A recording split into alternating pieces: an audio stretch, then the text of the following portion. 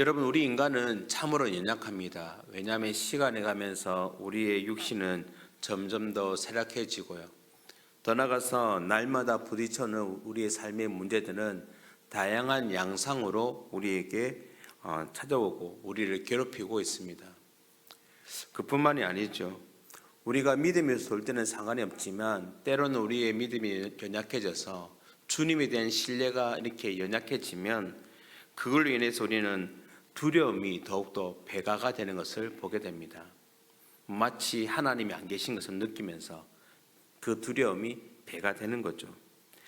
하지만 우리 주님은 우리의 그런 연약함을 너무나 잘 아시기 때문에 우리의 신뢰가 약해지거나 믿음이 연약해질 때마다 우리에게 말씀으로 권면해 주고 계십니다. 그렇다면 우리가 세상을 살아갈 때 정말 두려워할 수밖에 없음에도 불구하고 우리가 그렇게 두려워하지 않아야 될 이유가 무엇일까? 특별히 오늘 말씀은 계속해서 예수님께서 가신다 오신다 이런 말씀을 하시면서 그런 주님의 부재에 대해서 두려워하는 그 제자들에게 주시는 말씀입니다. 오늘 말씀을 통해 저와 여러분도 이 세상을 살아갈 때 두려워하지 않는 그 이유를 발견하여서 믿음 안에서 오늘도 승리하며 살아가시는 그런 저와 여러분이 되길 간절히 소원합니다. 먼저 오늘 우리가 이 세상을 살아가면서 두려워하지 않을 이유가 무엇입니까? 오늘 예수님이 이 제자들을 향하여 두려워하지 말라고 말씀하신 이유가 무엇입니까? 바로 보혜사 성령님을 보내어 주시기 때문이라고 말씀합니다. 앞서 말씀드린 것처럼 제자들은 함께 하시는 그 예수님이 이제 떠나가시면 그분의 부재로 인해서 두려워할 수밖에 없습니다. 그런 제자들에게 주님은 두려워하지 않아야 될 이유를 분명하게 말씀합니다. 자, 오늘 본문 25절과 26절을 보시면 이렇게 기록되어 있습니다. 내가 아직 너희와 함께 있어서 이 말을 너희에게 하였거니와 보혜사 곧 아버지께서 내 이름으로 보내실 성령 그가 너희에게 모든 것을 가르치고 내가 너희에게 말한 모든 것을 생각나게 하리라. 보혜사, 오늘 본문에 따르면 아버지 하나님께서 주의 이름으로 보내실 그 성령님이 제자들과 함께 하시기 때문에 그들에게 너희는 두려워할 이유가 없다라고 말씀하고 있습니다. 여러분, 보혜사 성령님은 예수님이 그 제자들과 함께 동고동락하셨던 것처럼 예수님처럼 그들과 함께 하실 것입니다. 더 나아가서 우리와도 함께 하십니다. 그리고 성령님 어떻습니까? 하나님의 말씀 그것들이 기억나게 하시고 더 나아가서는 우리의 마음이 강해지도록 이렇게 권면해 주시는 것입니다. 때로는 우리의 삶에 사탄의 유혹이나 여러 가지 어떤 연약한 소리들이 있을 때마다 그런 모든 것들을 물리쳐 주실 뿐만 아니라 더욱더 확실하게 주의 약속의 말씀을 생각나게 하시는 것입니다. 더 나아가서 저와 여러분 우리 모두를 바로 바른 길로 인도해 주시는 분이 바로 성령님이십니다. 그렇기 때문에 우리는 이 세상을 살아갈 때 우리의 능력으로 살아가는 것이 아니고 그렇기 때문에 우리는 오늘 이 말씀을 의지해서 전능하신 하나님의 능력이 바로 성령님을 통해서 우리에게 오늘 주어지고 있음을 믿으며 오늘도 우리는 두려워할 이유가 없는 것입니다. 사랑하는 성도님 여러분, 오늘 말씀하신 이 성령님은 우리의 도움이 되시고 그렇기 때문에 우리는 그분을 믿고 의지하면 우리는 이 세상에서 하나님의 능력으로 말미암아 모든 연약함과 그 모든 어려움들을 이겨낼 수 있는 줄 믿으시길 바랍니다. 이미 우리에게 성령님이 함께하고 계십니다. 그 주님을 말미암아 더 이상 두려워하지 않고 주님의 부재를 느끼지 않고 오늘도 담대하게 살아가시는 그런 저와 여러분이 되길 간절히 소원합니다. 오늘 말씀을 통해서 제자들에게 두려워할 이유가 두 번째는 바로 주님이 주시는 평안이 있다라고 말씀합니다. 여러분 한번 생각해 보십시오. 우리도 그런 경험이 있지만 아무리 무서움이 많고 두려움이 많은 자녀가 있다 할지라도 어린아이가 있다 할지라도 그 아이가 부모님과 함께 곁에 있으면 두려워하지 않습니다. 여러분, 성령님이 우리와 함께 하시는데 불안해하거나 두려워한다는 것은 어떻게 보면 어리석은 모습일 것입니다. 그래서 예수님은 다시 한번 그들에게 말씀하시면서 근심하지 말고 두려워하지 말 것에 대해서 말씀하십니다. 바로 평안을 주시겠다는 것이죠. 자, 오늘 본문 27절을 한번 읽어보겠습니다. 본문 27절입니다. 평안을 너에게 끼치노니 곧 나의 평안을 너에게 주노라. 내가 너에게 주는 것은 세상이 주는 것과 같지 아니하니라. 너희는 마음에 근심하지도 말고 두려워하지도 말라. 아멘. 세상이 주는 평안이 아닙니다. 바로 누가 주는 평안입니까? 바로 우리 주님이 주시는 평안. 주님이 소유하신 그 평안을 우리에게 주신다고 말씀하고 있는 것입니다. 여러분, 우리의 어떤 평안은 물질의 넉넉함이나 아니면 우리의 건강이나 때로는 성공 등에 따라서 쉽게 흔들리는 그런 평안을 가지고 있습니다. 뭔가 넉넉하면 여유가 생겨가지고 좀 뭔가 나은 것처럼 보이지만 나의 가진 것을 잃어버리면 금세 두려워하는 것이 바로 우리의 모습이지 않습니까?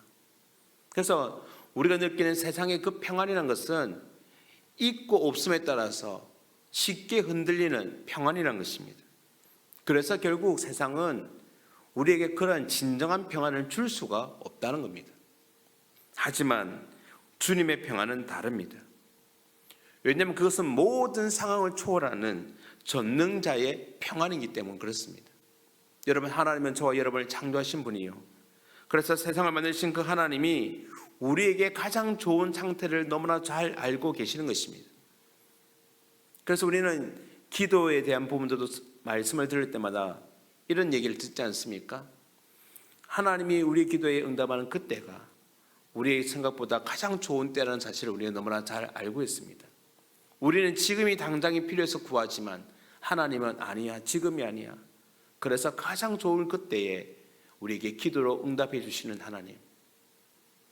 그래서 우리의 모든 상황을 다 알아주시는 그 하나님은 우리에게도 그런 평안을 주시는 것입니다. 이 평안은 주님만은 주시는 것이기 때문에 우린 그분께 이 평안을 구해야 하는 것입니다.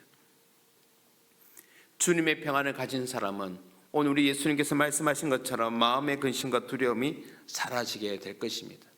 더 이상 두려워하지 않게 될 것입니다. 그러니 오늘도 우리는 주님이 기꺼이 주신 그 평안을 믿음으로 받아들일 수 있는, 또 믿음으로 구할 수 있는 그런 저와 여러분이 되어서 우리의 삶 가운데 더 이상 근심하거나 두려워하지 않는 삶을 살아가는 그런 저와 여러분이 되길 간절히 소원합니다. 마지막으로 오늘 우리가 두려워하지 않아야 될 이유가 바로 주님이 주시는 승리가 있다고 말씀하고 있습니다. 오늘 본문 28절과 29절을 보시면 그렇게 말씀합니다. 내가 갔다가 너에게로 온다 하는 말을 너희가 들었나니 나를 사랑하였더라면 내가 아버지께로 감을 기뻐했으리라. 아버지는 나보다 크심이라.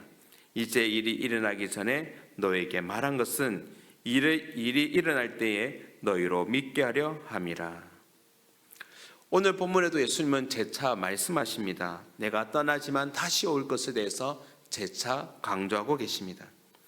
예수님의 십자가에 못 박히시는 것, 그것은 어떻게 보면 세상의 눈을 보면 패배처럼 보였습니다. 하지만 이 예수님께서 하나님께로 가셨다가 다시 심판의 주로 다시 오실 여정이 있기 때문에 그 사실은 바로 패배가 아니라 승리의 길인 것입니다.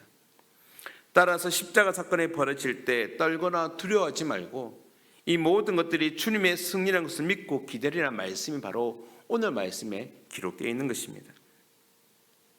여러분, 예수님의 십자가에 못 박혔을 때 세상의 임금, 즉 사탄은 잠시 득세하는 것처럼 보일 수도 있습니다.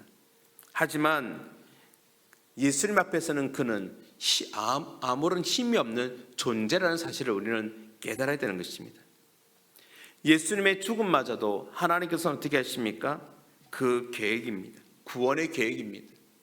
우리를 위한 하나님의 놀라운 구원의 계획이 바로 그 예수님의 죽음마저도 하나님은 사용하고 계시고 그것이 드디어 만천하에 드러날 것입니다. 그래서 진정한 왕이신 하나님의 계획하신 모든 것들은 한치도 오차도 없이 진행될 것이고 그리고 그 결과의 끝은 바로 승리가 보장되어 있다는 겁니다. 그리고 그것을 세상은 보고 알게 될 것입니다. 여러분 기억하십시오. 세상의 그 어떤 왕도 진정한 왕이신 그 하나님의 계획하신 모든 것들을 방해할 수 없습니다. 우리의 눈에는 지금 상황이 좋지 않게 보인다 할지라도 하나님은 반드시 그 모든 것들을 승리로 이끄시고 확정한다는 사실을 오늘 우리는 믿어야 될 것입니다.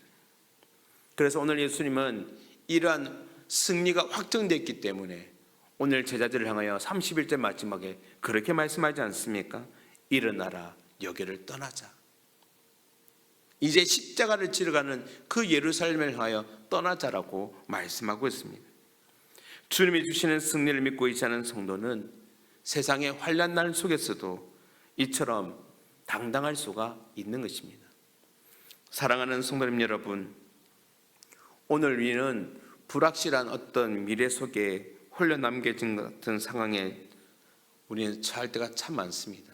그때마다 우리에게는 근심이 찾아오고 염려가 찾아오고 두려움이 찾아옵니다.